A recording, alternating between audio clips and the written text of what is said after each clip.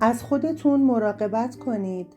اگر کودکی دارید که از رسیدگی و توجه بهش غافل شده اید، تمرکزتون رو روی مراقبت از کودکتون و همچنین خودتون بذارید.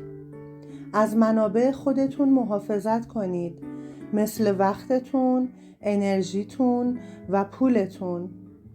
قبل از حرف زدن خوب فکر کنید. اگر جایی لزومی برای بازگو کردن مسئله‌ای نیست، بازگو نکنید.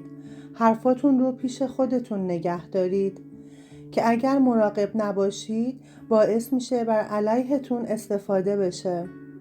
مراقب باشید. دست و دلبازی زیادی و بیجا باعث شکست و از دست رفتن موفقیت براتون میشه.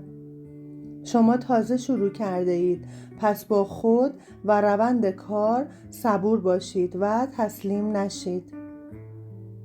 برای گرفتن انرژی خوانی خصوصی به دایرکت مراجعه کنید. روز خوبی رو براتون آرزو میکنم عزیزانم.